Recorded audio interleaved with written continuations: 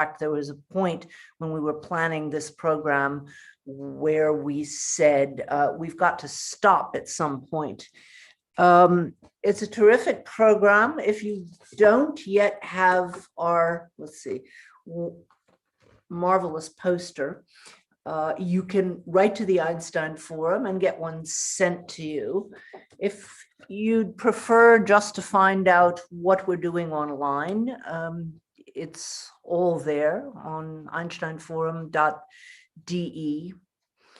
And to start us off, we're going to be discussing a really fascinating book that I read last fall by Aaron Tugendhaft, Baal and the Politics of Poetry.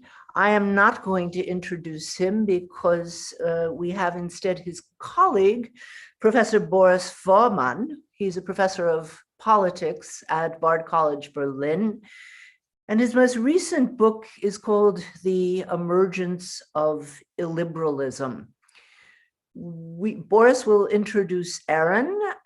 They will have a discussion on the subject, and then you are all warmly invited to raise your own questions.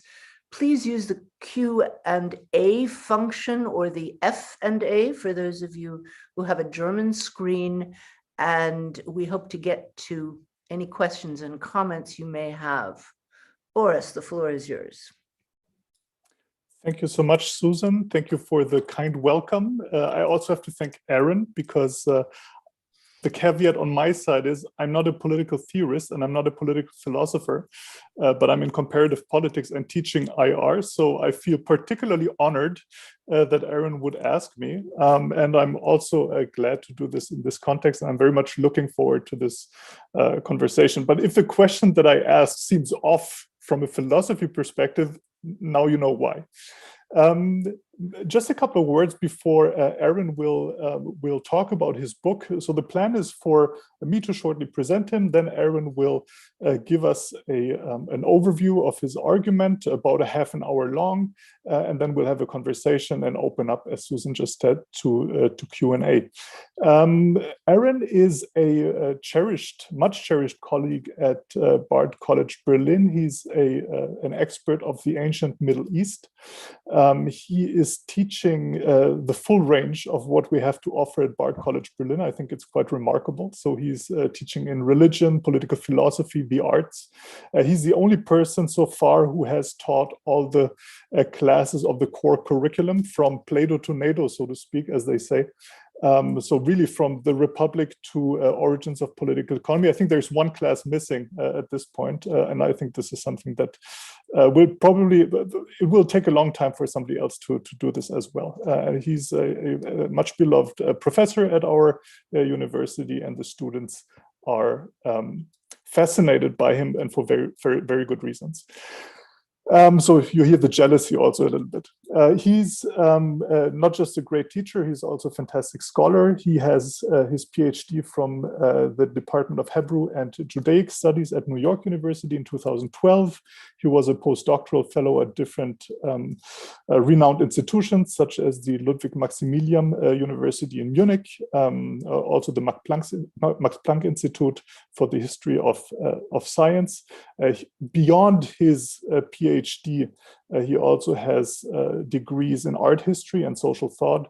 So you can see he is really Interdisziplinarität in Praxis, as the subtitle of the talk says. So I think he's a very good fit, and he's published additional books next to the one we're discussing today, the Idols of Isis, Baal, that Susan also mentioned, and an edited volume with Josh Ellenbogen at Stanford, published in 2011. So I'm looking forward to Aaron's presentation, and then I have a whole range of questions, and I'll try to keep myself short to then also hear your questions and thoughts. So thanks a lot, and Aaron, the stage is yours.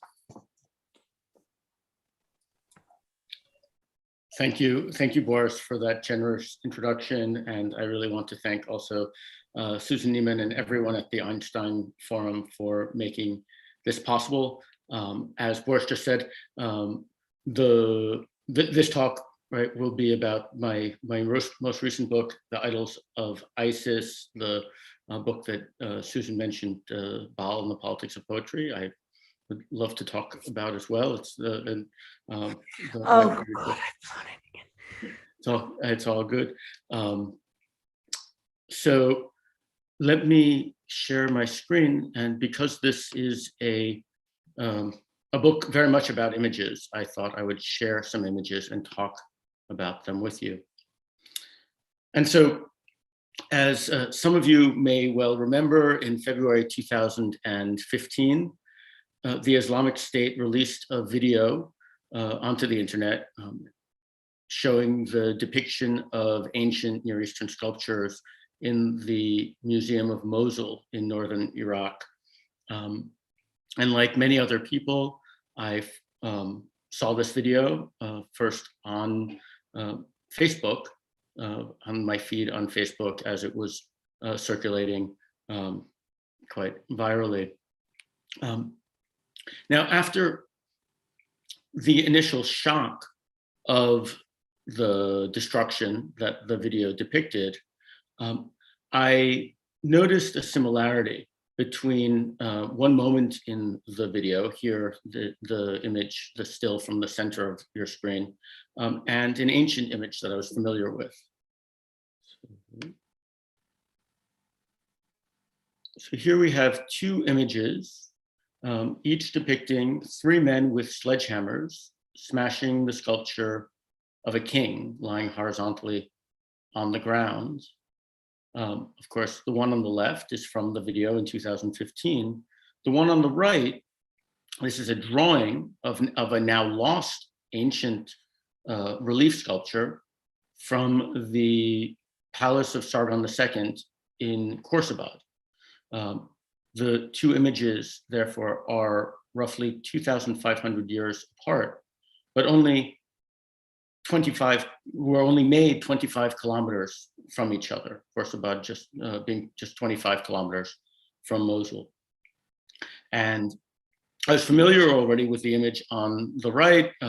As Boris mentioned, one of my books is an edited volume called Idle Anxiety, and I had chosen this image for the cover of that volume, but otherwise didn't really think about it. We just used it as the cover. And now, when I saw the video that ISIS released, it gave me an opportunity to really try and think about the relationship between these two images, this uncanny relationship and resemblance. Why this incessant desire or practice to destroy images? What's involved in that action of the destruction of images, but also, not less importantly, why the making of images of that destruction, right? Because here we have not just two sort of moments of image destruction, but rather the production of images or new images made depicting that destruction. And this was also a theme that I wanted to explore and that I explore throughout the recently published book. Now, in addition to that, the book has a kind of personal quality to it. On my mother's side, I am a descendant of a Jewish community that had been living in Iraq since probably the biblical exile to Babylon. My grandfather grew up along the Tigris River in Baghdad, which had an incredibly sizable Jewish community at the time. And he was also involved as a young man in the first moments of constructing a modern Iraqi state with Iraqi independence in 1929. And Baghdad and Iraq more generally at the time was an incredibly diverse place. And he, as a Jewish Iraqi, was involved with Muslim, both Sunni and Shia Iraqis, Christian Iraqis, atheist, Marxist Iraqis, and a whole bunch of others in trying to form a new state and give that state some kind of unified identity while maintaining the plurality that was such a rich feature of Iraq. At the same time, my grandfather lived through the Farhud, the pogrom against Jews in June 1941 that left nearly 200 dead, and which precipitated his move from the land of his family, from Baghdad, first to Iran, where my mother was born in Tehran, then to Tel Aviv, and eventually to New York, which is where I was born. And both of these elements, this element of the attempt to construct a state around plurality, and these activities of pushing against plurality by attacks on minorities, also play a role in the book and the types of political issues that I'm thinking about. And to just give you another image that gives you a sense of this, for me, these events that precipitated the Jewish move from Iraq continued, it can be said to sort of have been continued in terms of ongoing homogenization of Iraqi communities.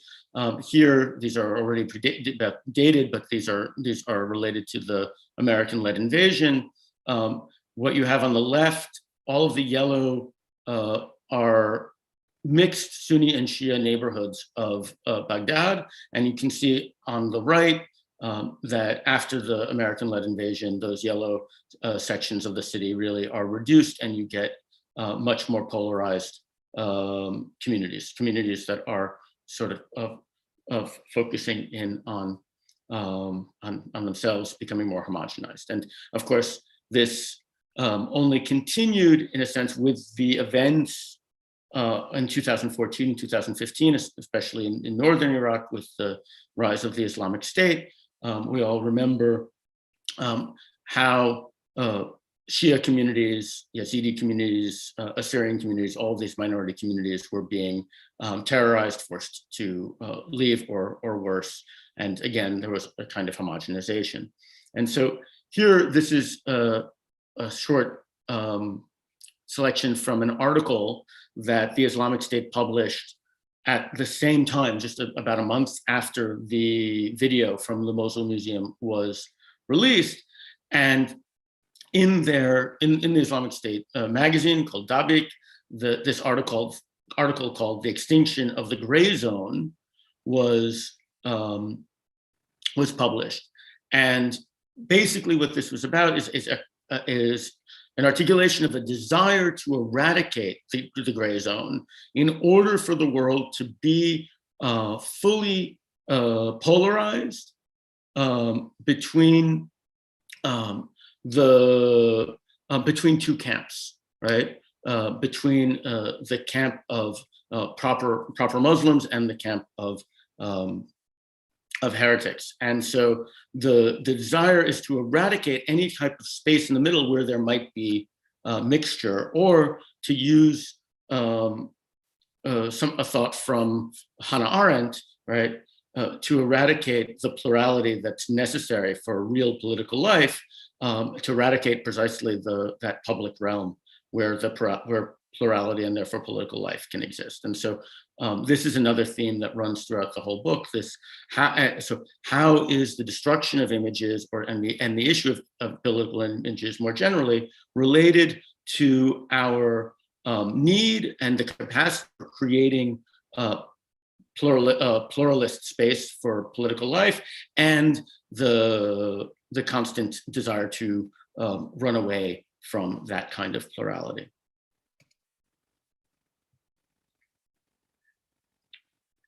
So in the video, if you've seen it, you'd know, the spokesman for the Islamic State declares that the images that they're destroying are idols.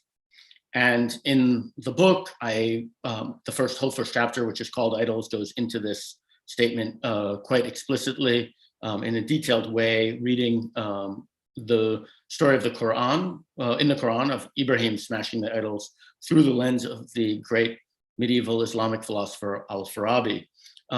But this evening, we don't have time for me to go into that. And I just want to say a couple of things here about another story, a sort of classic story of the problem of idolatry, which is here represented by the famous painting of the golden calf by Poussin, right? The story from Exodus 32. And those of you who are familiar with the story might remember, though it's not the most noticeable moment. So Aaron is responsible for having made this calf for the Israelites while Moses is up on Mount Sinai receiving the law. And when Moses returns, he confronts Aaron and he says, "What have you done here?" And Aaron says, "Well, I took the gold and I threw it into the fire and out came this calf." And I think that there's something really important about this line, this denial of agency, which connects to what in the anthology, the title of the anthology that I mentioned before, Idle Anxiety, this anxiety that we have about images, specifically images that orient us, orient our lives or orient us politically. We don't want to be responsible for these images that we are, in a sense, submitting ourselves to. And so to deny agency, to say that it out came this calf, is to say that it is to deny that kind of agency. Now, and therefore sort of assuage that anxiety. Of course, Moses will have nothing of this. He refuses to accept this type of chicanery on the part of Aaron, and he takes the calf and he burns it down. He destroys it because for him, the political community that he's trying to build, he seems to think, cannot be oriented around a humanly made image, whether or not the human beings accept that image as having been made by them, right? It's not just simply a question of attribution. It's not that if Aaron had admitted that the calf had been made by him, then it would have been okay in Moses' eye. Rather, there has to be some type of truly transcendent idea orienting the community, according to Moses. And so in that sense, both of them are opposed to they are both opposed to humanly made images. They're both opposed to images that one can accept as humanly made and as and nevertheless authoritative for political life. This idea is developed a bit further in the opera by Schoenberg, Moses and Aaron, where after Moses confronts Aaron and has destroyed the calf, Aaron says, yes, my calf was an image, but you can't get away from images. The destruction of the calf, that too is an image in terms of a performance that is meant to give some type of orienting purpose to the people.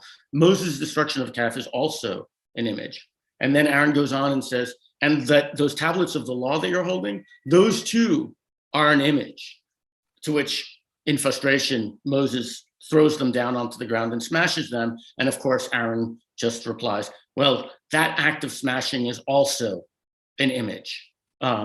It's impossible to escape images. Rather, the destruction of images is, as I said before, a way of producing new images. And at that moment in the opera, Moses collapses onto the ground and famously says this line, "Oh word that I lack."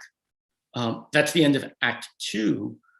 Schoenberg did write a third act, but he never composed the music for it. So the opera, as we have it, in terms of with music, ends at that moment. Now, this idea that the destruction of images is part of a process of producing new images, right, is very widespread. I started with the two images, the video and the Assyrian relief. Here, woodcut by Hochenberg, showing the Bildenstern in Antwerp, and so during the Protestant Reformation. And so we see people pulling down the statues from the top of the columns. And so, in a sense, the images, right, these statues that had once had an identity of their own and that oriented a Christian community on their own, have now been integrated and sort of made have been made into props into a new kind of performance that is here recorded by this image. And so their destruction becomes sort of embedded into a new image, and that new image takes on the role of orienting a community in a new direction, right? And so that ultimately what we have here is a kind of regime change. And of course, that's also what we have in the two images on the right of the screen, just very small. You might remember the famous case of the statue of Saddam Hussein being pulled down in Baghdad. What was unique about that event was not the pulling down of the statue. Such statues were pulled down throughout Iraq at the time, but rather the fact that that one was captured on film and was recorded and presented globally in live on the news, and then reproduced on the covers of magazines and newspapers in the days following. And likewise, with respect to the removal of Confederate statues, yes, some statues have been removed in the dark of night, and this is sort of an interesting question. Why some of them are just removed in a way that they can never be seen. But on the other hand, there have been many cases where it's precisely the image of the removal that seems to be at least as important, at least as powerful as the removal itself. And of course, the Islamic State is known, right, not only for having destroyed images, but rather was known as being incredibly good at the production of images. And just to present this thought a little bit, here are 3 cartoons that were submitted to an international cartoon contest about ISIS or about Daesh, sponsored by the Iranian government. And on the left, we have an image of Daesh or ISIS receiving its star on Hollywood Boulevard alongside Steven Spielberg's and Michael Jackson's. If you look closely, you can see that the ISIS fighter has been driven to the award ceremony by a Saudi in a limousine and is being protected by an Israeli soldier. So this tells you a lot about the politics in Iran, about how ISIS was conceived. In the center, right, the idea that the execution videos, perhaps these incredibly grotesque videos, were all produced specifically for the camera. And then finally on the right, an image that suggests that the Facebook F, a bloodied Facebook F, which replaces the scimitar sword of the other fighter, right? That social media is as much of a weapon as the sword, and that ISIS has been particularly adept at making use of Facebook and other forms of social media. And of course, this is true. And I mentioned before that the first time I saw the Mosul Museum video was on Facebook. A month or so afterwards, another video was released depicting an explosion that destroyed other Assyrian relief sculptures at the palace at Nimrod, a different ancient Assyrian site. So on the left, we have the palace reliefs, these reliefs that were produced by the Assyrian kings in order to orient their own political community and provide a sense of political identity and direction to the ancient Assyrians. And so, like in the woodcut from the Protestant Reformation, here we have these images that had had an existence, an autonomous existence at one point, are now being folded into a new image with the barrel bombs being placed right next to them. And then the video continues with the explosion. And then finally, that video appears, as you can see on the right, on social media. And here, this is a shot taken from my own Facebook account, and now called a newsfeed. But we can say that following the old terminology for Facebook, that the image has appeared on my wall.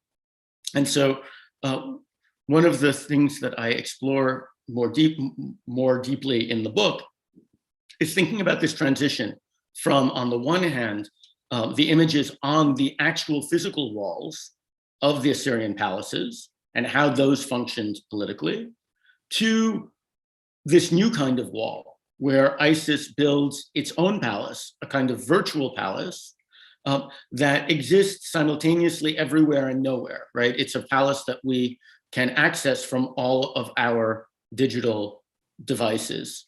And so I believe that the book, the third chapter of my book, is the first time that there has been a sustained comparison of ancient Assyrian palace, the structure of ancient Assyrian palace reliefs and the structure of the Facebook social media platform. And so here's just a little taste of what I try to explore there.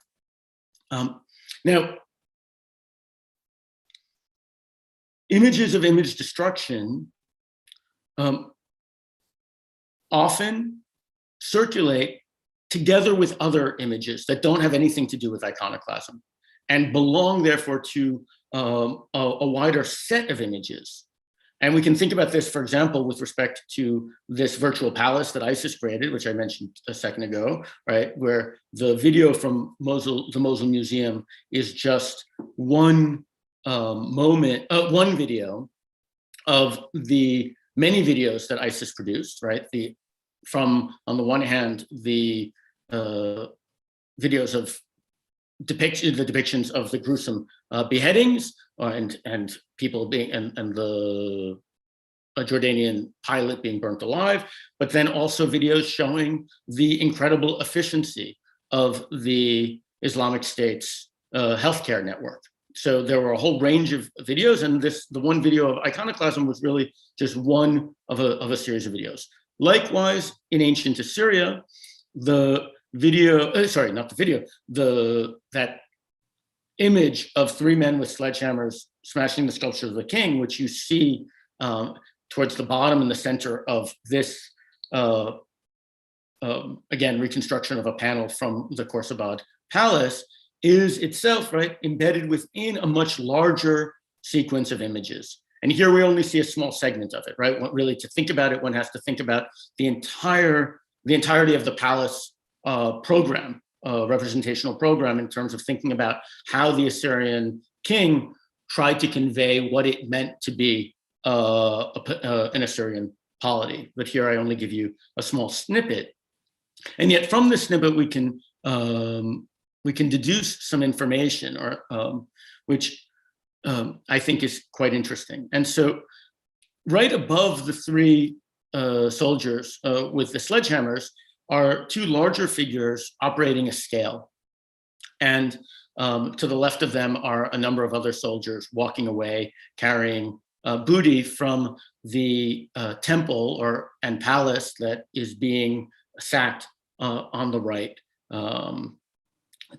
This is all has to do with a campaign against the kingdom north of Assyria called Urartu. Now, scholars have noted that with the scale, that the scale might suggest that the image of iconoclasm is not simply the destruction of the image of a foreign or enemy king. They're not simply destroying the image, but what they are doing is they are also breaking down that image for its component parts, for the gold and silver that went into making the image, and which will now be weighed and will be turned, will become the raw material, which then in turn will be used to produce the palace that this relief is situated in. So there's this kind of reflexive quality. But we have this aspect of the image being reduced to the raw materials, the valuable raw materials.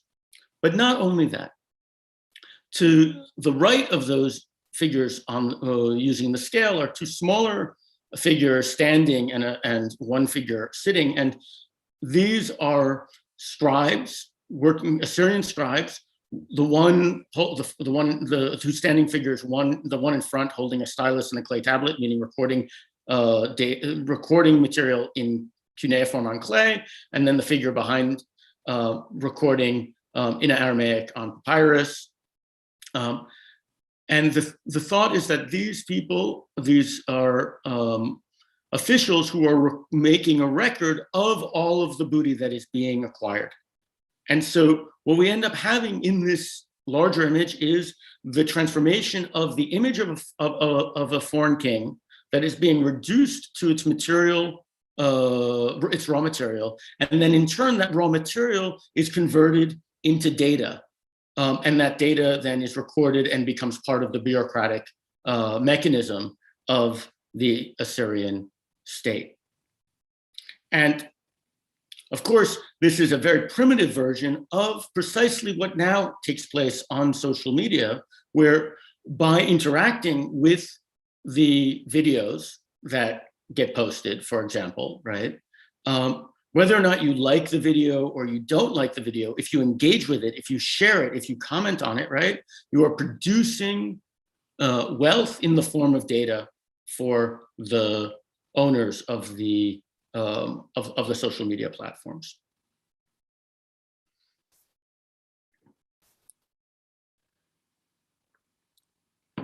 A number of years ago, the Wall Street Journal had this project, and this is the image from the project called Blue Feed, Red Feed, right? Which was tracking how the world, at least, or how America, the world to an American, looked differently if you were a more to blue, right, Democratic, or red, or Republican, and how the world looked differently on social media, depending on where you fit politically, such that you had citizens of the same country, but they're experiencing the world in incredibly different terms. And of course, this is something that we all, I think, know about. We've all talked about. We are all familiar with how social media produces echo chambers and these types of things. But in connecting this to what I've been talking about before, I want to suggest actually that there's a new kind of iconoclasm, what I call algorithmic iconoclasm, which is an iconoclasm that doesn't use hammers at all. And perhaps precisely because it doesn't use hammers is actually more pernicious than some of the iconoclasm that we're more familiar with, that is more obvious. And what do I mean by this? Well, as we all know, but we have to become sort of more thoughtful about it, because of the algorithms that govern our social media. Each time that we click, each time that we like something, each time that we comment on something, the algorithm learns what it is that we like, and then presumes to know what it is that what we want to see, and gives us more of it. And this is something that Mark Zuckerberg has been very proud of, right? That his newsfeed will give each and every one of us exactly what it is that we want to see. But if we think of iconoclasm as the desire to purify our world, and our political world especially, of images that we consider to be in opposition to our political values or the orientation that we want to have, we can think of what's going on here, right, as a massive form of this algorithmic iconoclasm, where each time we click, we purify our worlds more and more. We ensure that we don't see the images that we don't want to see. And so we end up creating a visual world that corresponds to our desires, but of course not at all to the reality of the sharedness of a political community, of that plurality that someone like Hannah Arendt says is essential to real political life. And I mean, sort of in this context, in the general context of people becoming frustrated with the political implications of Facebook, Zuckerberg recently said, and this is a quote at the top of the slide, people are going to just get angrier and angrier and will eventually say, screw it, take a hammer to the whole thing, perhaps, though I'm skeptical that we're at that point. But I think it's important to realize that there's the kind of iconoclasm going on in using Facebook, and not only this kind of iconoclasm that Zuckerberg seems to think about of how we might bring our hammers to his platform. So just to close, I want to say one or two things about another philosopher of the hammer. In his late work, Twilight of the Idols, or How to Philosophize with a Hammer, Friedrich Nietzsche talks about using a hammer in a specific kind of way. If, as I've been saying, that the destruction of idols or the destruction of images is often tantamount to the production of new images, then smashing with a hammer doesn't actually free us from images. And so instead, Nietzsche suggests that what we must do is we must yield our hammers as if they were tuning forks to sound out the hollowness of our images rather than smash them. And that, right, it's only if we can sound out their hollowness that we realize that we can't get away from them. We must live with images, but we can live with them in a different kind of way. Our orientation can be one that includes a recognition of their hollowness, or how I would put it, a recognition of that which they leave out. Because all images leave something out. No image is absolutely perfect. There's no such thing as an image that's a perfect representation. It's always a choice. By tapping it, we can sort of become more aware of what it's chosen to foreground and what it chooses to leave out or leave in the dark. And finally, here, can think about what I try to do in the book along these lines. So, like I said, the book is very much an image essay. It runs a reader through images over the course of millennia, and the images are set up in such a way that they're supposed to be playing off of each other. And so, if we want to adapt Nietzsche's idea of tapping images with a hammer, I think we can say that we can use images as hammers that we can tap against each other. And by taking different images and putting them in contact with each other, we can come to see what any particular image leaves out in a way that we might not have been able to recognize when we just look at the image on its own. So just to articulate this, and this is the last thought for this presentation, on the left, we have an engraving from the Illustrated London News from the 19th century showing the Nineveh Room in the British Museum, right? And lots of museum goers looking at these objects that had recently been brought to London. And on the right, the image from the Mosul Museum. And so in a very profound sense, both of these images are images that aim to teach people how they should comport themselves in a museum.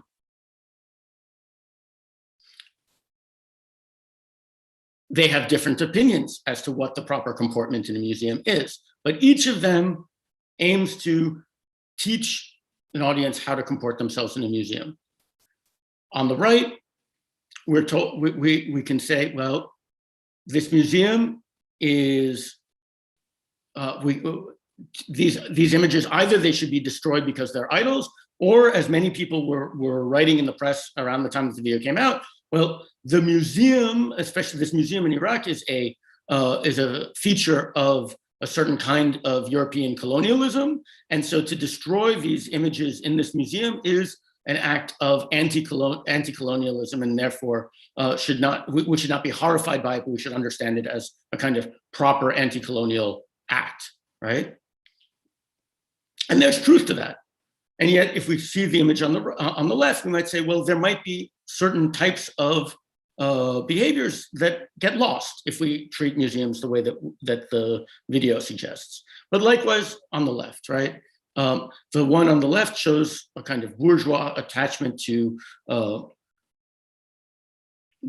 distant cultures and an appreciation of distant cultures, which seems wonderful. But of course, by looking at it next to the image on the right, we can be reminded of the empire that is at the source and foundation of the British Museum and all that entails. And so we can use these images to tap them against each other. Problem is, and this is the last thought, is that if, to go back to this image for a second, if our social media is becoming more and more homogenized, and we're only seeing the images that we already agree with because the algorithms have gotten so strong, and if more and more we are experiencing our world through our screens, which seems to be the case, right? Then it becomes more and more difficult to have access to images that we can tap against one another, all right? And so I think that it's imperative that we put ourselves in a situation where we can acquire familiarity with a whole range of images so that we're in a position to engage in this type of work of tapping and thereby freeing ourselves from merely submitting to the political images that are meant to orient us in our worlds.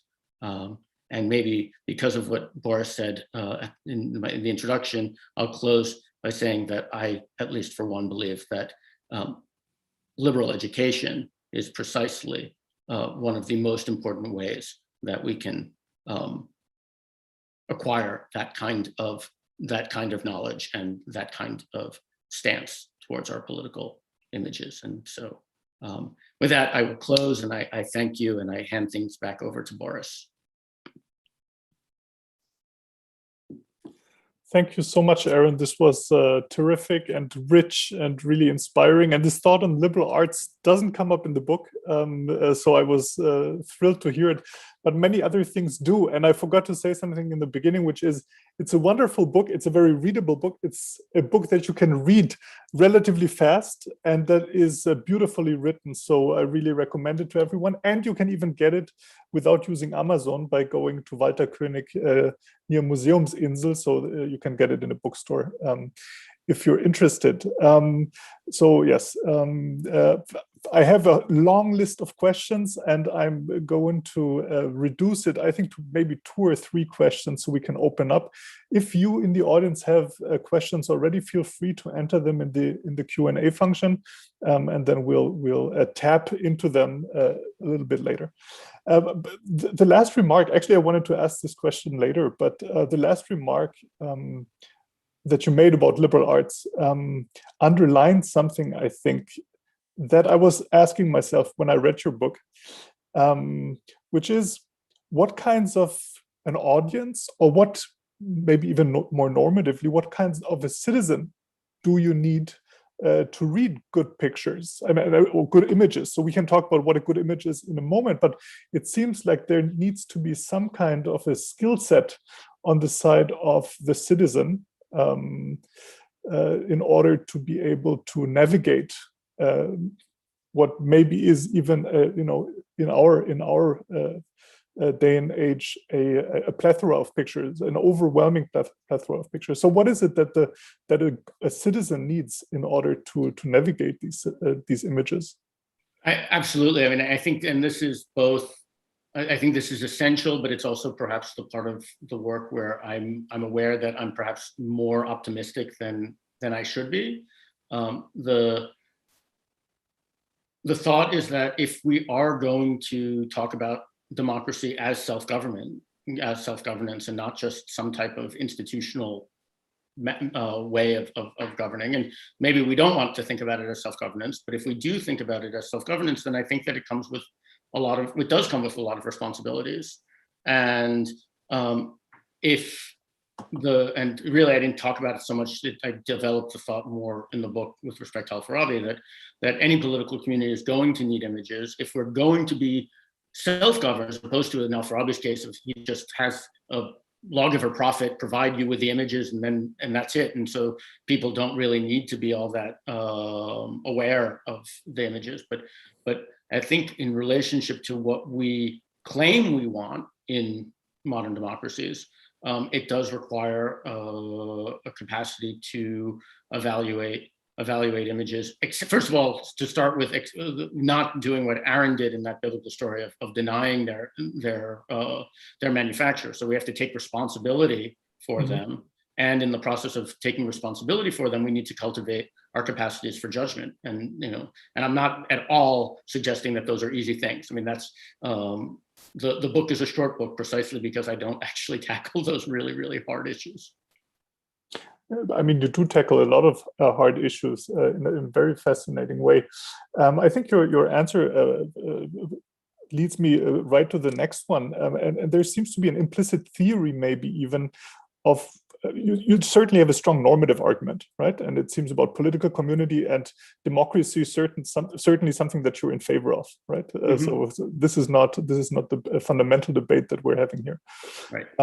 But it seems like you have an understanding of a good image. So you're saying they're inescapable. You need images, maybe in a large-scale society, even more than you would need them in a village or so. I'm not sure. Maybe even in a village, that's the case. But you need images to mediate relationships and to think through relationships. So what would a good image look like? And maybe that's a trap question because you're also speaking of regimes of images, right? So it seems like they come in bunches or they come in clusters. Yeah. So first of all, I would want to make a distinction between a good image and a perfect image. I'm happy to talk about a good image as long as we don't collapse that into a perfect image.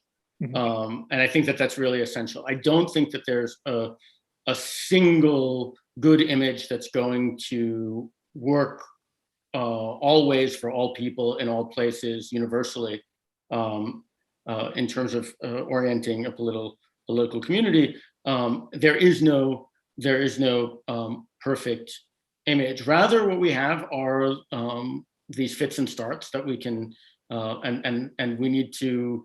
I think that this is about cultivating judgment. We need to see what images are doing the work.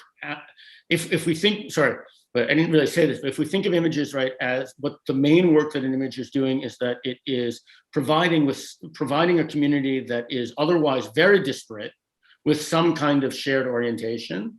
But here, this is where it gets complicated, but not so much that they become completely homogenized, that there still is some space for plurality, right? And so this is the very, and this I'm just taking right out of Aristotle, right? That find that you can have harmony, right? Rather, but not just all speaking with one voice. Different communities at different historical moments are going to have to do that in different ways. And what works at one moment might not work for another, right? And what might work better than, and that's the work of politics, which is hard work. But that would be for me what politics is about. It's about engage, I mean, of course, it's complicated also the fact that the images are necessary in order to produce the community that's going to be engaged in political conversation, which then is itself engaged in talking about what images they want. So that itself is also complicated, right? You can simplify it by taking one moment in time, but really it's actually a constant stream. I mean, we're talking about this now at a high level of abstraction. And I was wondering when today after classes, I needed some distance, walked around a little bit and thought of all the images that I saw and thought about your book. And I was thinking, well, you're not talking about all images, right? All images don't seem to be alike. And you're not talking about, you seem to be talking about a specific universe of images. And as you said in the talk also, which seems to orient our political behavior. So these are political images. And what I was wondering is, it seems to me, but again, I'm not a philosopher, but that in the critical tradition and in the Frankfurt School tradition, there's been a reluctance, at least in the 20th century, to imagine in the sense of sketch out what a utopian society would look like, but rather stay on the position of the critic and point out the disjunctures between the actual and the possible and so on and so forth. So is your book also a call for images in the sense of more clearly thinking about what a positive future would look like in contrast to all the horrible images that we see coming out of ISIS and climate catastrophe and so on and so forth? More positive future, yes, but not utopian. again, that's the distinction between good and perfect for me, right? I do think that I'm not. I would separate myself, right, from the critical tradition that you're talking about, in that I think that by focusing only on critique, on tearing down, on a kind of iconoclasm, right? Very often, and though I mean, here again, we're speaking very, very generally, right? So I don't want to overstate this, but I think that very often one might at least imply, if you're always focusing on how that image it needs to be torn down because it's imperfect, and that one's imperfect, and that one's imperfect, it implies a kind of attitude like the attitude of Ibrahim in the story in the Quran, that somehow if you just get rid of all of those false images, then there is a world that we can inhabit. Presumably a world of truth, a world that we can inhabit if we can tear all those things down. And I think that it's really important to recognize what I take to be false in that scheme, and therefore we need to also recognize the necessity to create and produce images that are going to give us the capacity to live happy lives, despite the fact that they are imperfect, right? That we should not be like Moses, right, saying that I'm only going to go for the perfect one. No, we have to live with our imperfection. That's what it means to be human political beings, at least, you know, in my view of things. And maybe just as a last question to follow up on this, and there's a first question in the Q&A, which I will read out in a second. If we do have this active role also as citizens, right, to create these kinds of images, at what scale are we supposed to imagine the political community? Because it seems to be that in the context that you're discussing, I mean, different scales are invoked, but maybe not discussed in terms of, you know, a meta theory of scale or so. But if we do think of these challenges of global climate change and so on, there seem to be certain things that would require a political community at scales other than the national or the regional or the local, right? So does this have implications as well for image making? I think absolutely. And I mean, one question would be whether all issues have to be handled at the same scale, or whether it might be possible that you could do climate at one or whatever, right? But to the extent that I deal with the issue of scale in the book, and I just mentioned this, and then it would have to be expanded and thought through more. Again, is initially in the first chapter, which then it comes up again in the third with respect to the Assyrian Empire. The Assyrian Empire sort of presents itself as a world state, but even more so in the first chapter, where the stories about Ibrahim are stories about Ibrahim in competition with the figure of Nimrod, who sort of in Islamic imagination sort of represents the ancient Mesopotamian kings, but is said explicitly to have been king of the entire world. Mm-hmm. And in that sense is also in competition with God. So there are these two universal competitors. God is a universal ruler, and Nimrod. And in that book, I want to let some other people raise questions, but in the book, I go in somewhat detail, showing how, at least if you follow Al-Farabi's argument, the idea that you could successfully come up with images that would work at a universal global scale, right? So you could have a properly world state, that there are significant challenges to that and problems with that. So I agree with you that one needs to think about scale, but I don't think that one can just say, well, let's move to the universal entirely. I think that there are real problems with that impulse, and that's something I try to expose in the first chapter of the book. Right. This opens a whole can of worms, and I would love, and we'll have this conversation at another point in time. But I agree we should see what questions have been raised, and they have been pretty long questions. So I'm wondering how I can take a bit of a shortcut, but I don't think I can. So maybe if you raise more questions, since we're already approaching the full hour, the next questions could perhaps be phrased in a bit shorter way. So I'll read it out nonetheless. So this question is by Misha Gabovich. I've been working on monuments and iconoclasm for a number of years, and yours is probably the most original tech I've encountered. One interesting implication of defining iconoclasm through the circulation of images of iconoclasm is that lots of interesting things can happen out of the limelight. Cases of complete obliteration of all images of a certain kind appear to be rare, since it's enough to smash some of the better known examples and let everyone know about it. Have you encountered interesting examples of non-iconoclastic engagement with monuments in the shadow of monument destruction, either in ancient Assyria or in modern Iraq? So, I mean, I suppose that in the background of this question, of course, is something that I don't talk about in the book, but is definitely the case, right? That the Islamic State, while it was on the one hand making these videos of destruction, was also engaged in selling antiquities on the antiquity market. And there's quite a bit of evidence that a lot of their funding came through the sale of antiquities. And the reaction, of course, right, was in the media tended to be, oh, they're hypocrites, right? They're hypocrites because they're doing this on the one hand and then they're selling it on the other. And I think I try, in a way, I avoided the issue because I think that tendency to accuse people of being hypocrites is it's not a particularly interesting one. It's very common.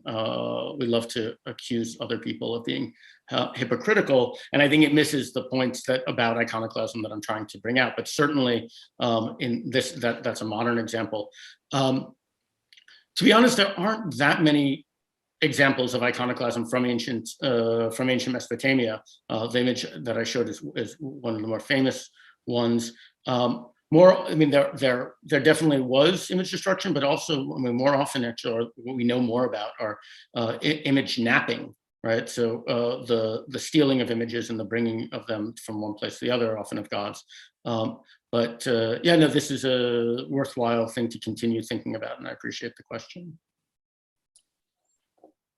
Okay, in the interest of time, I'll just move on to the next question, which is by Miriam Brusius. Sorry for the German pronunciation. I look forward to reading the book. Okay, I wondered where Trump's threat to destroy heritage in Iran and the destructions on the US Capitol earlier this year sit in this discussion. Now, as the enemy is within, museums in the West still mostly follow a binary approach. Yet this binary, East this equals destruction and West equals preservation, has never quite worked in the heritage discourse. We know this because we understand the nuances. For example, that colonialism plays a role for destruction. But do you think there is something that might have also shifted in the public understanding over the past 15 months?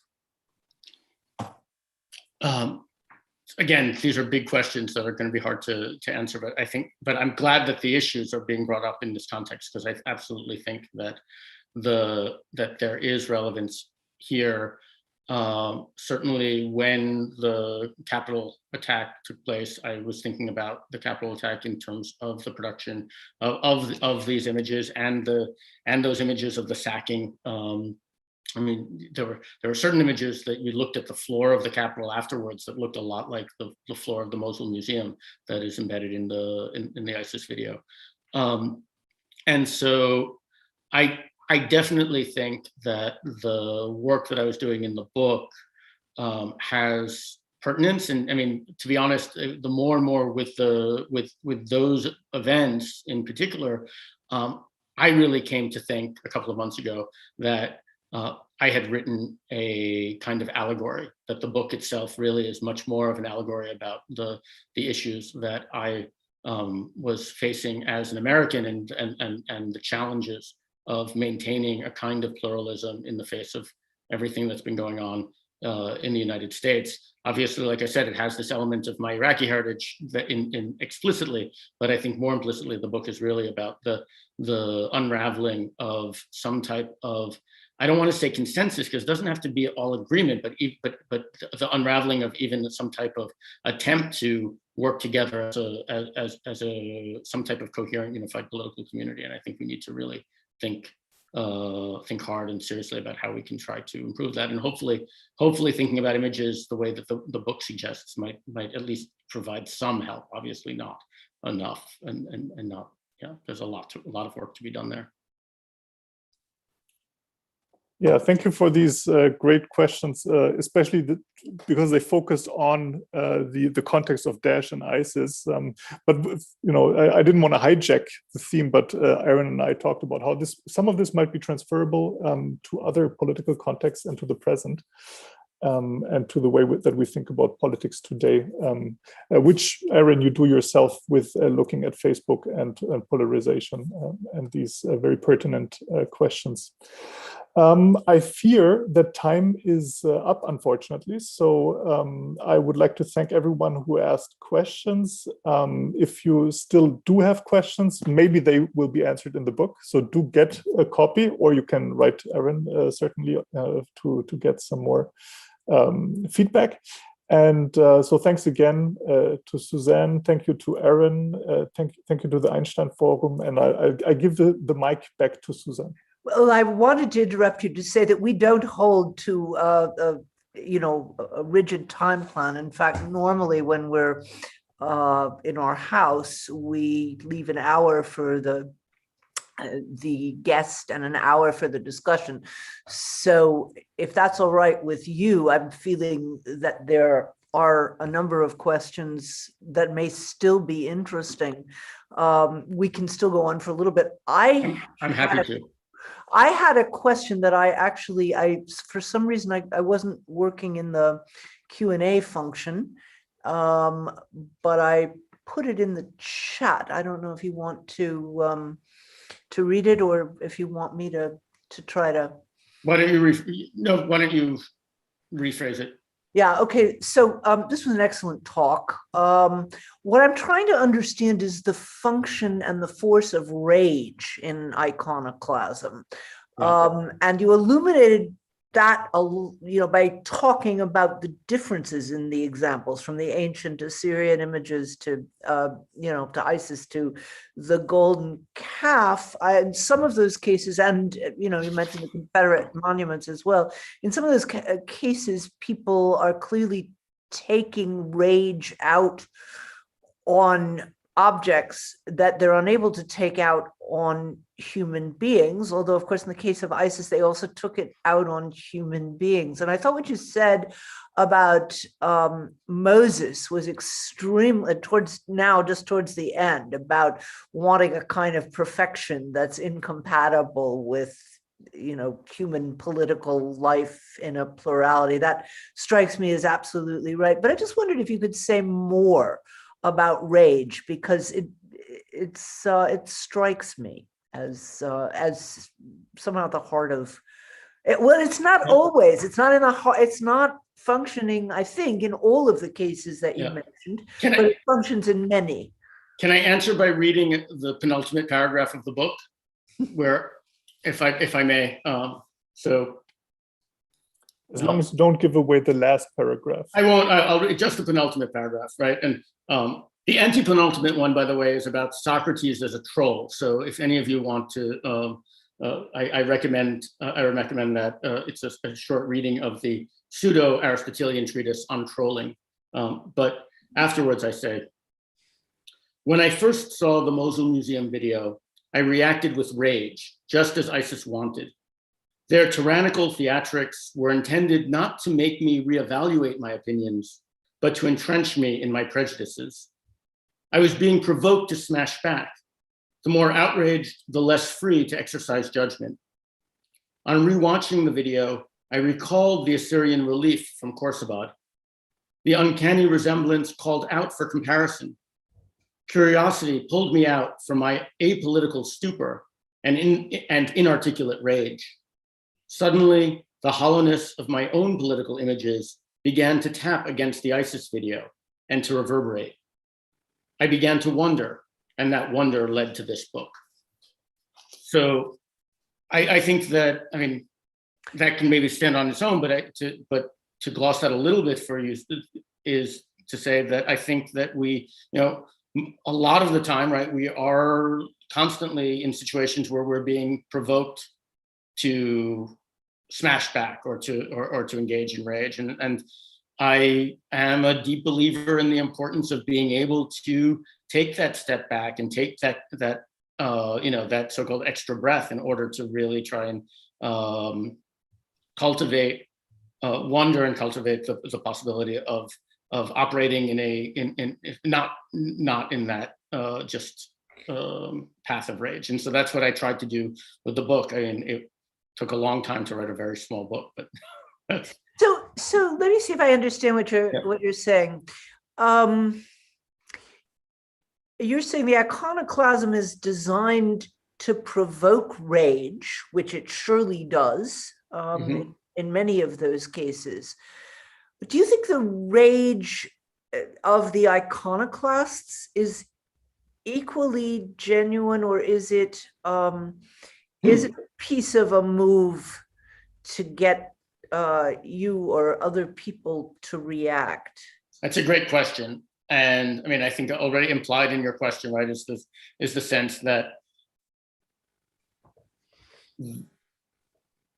I'm more confident that the rage is in the reaction to the iconoclasm, and that there could be rage in the act, but precisely, at least in the cases that I'm talking about, where they're so well developed, right? They present themselves as sort of instantaneous rage, but really, right, the video engaged in editing and soundtrack and slow motion and all of these things, right?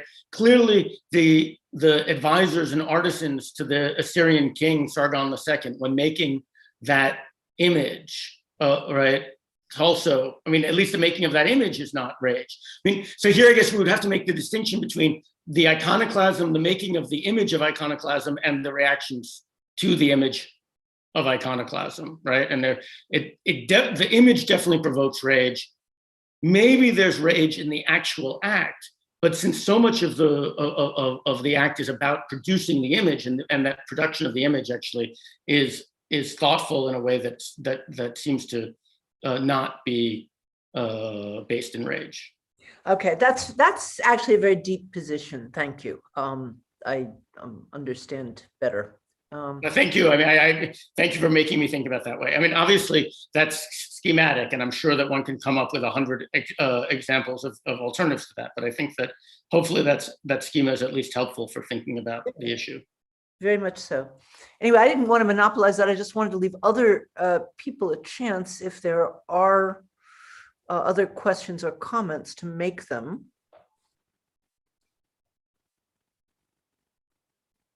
But if there are none, then it's left to me to, first of all, tell you to tune in on Thursday when we have our second program of the season, which I'm very much looking forward to, by Benjamin Zachariah, who will be discussing anti-colonialism against post-colonial theory. He will be in discussion with Omri Bohm, and I'm very much looking forward to that talk, same time, same place. And then I have nothing left to do but to thank Boris for, it's very funny, I don't know any other profession where people are constantly feel they need to say, well, I'm sorry, I'm not a historian, or I'm sorry, I'm not, somehow people always have to feel they have to apologize for not being a philosopher. Being a philosopher, sometimes I feel I have to apologize for being a philosopher, but we are an interdisciplinary institute, and the whole point is to bring things together and mix them up. So thank you for mixing them up for us. And thank you, Aaron, for really interesting talk. Thank you so much.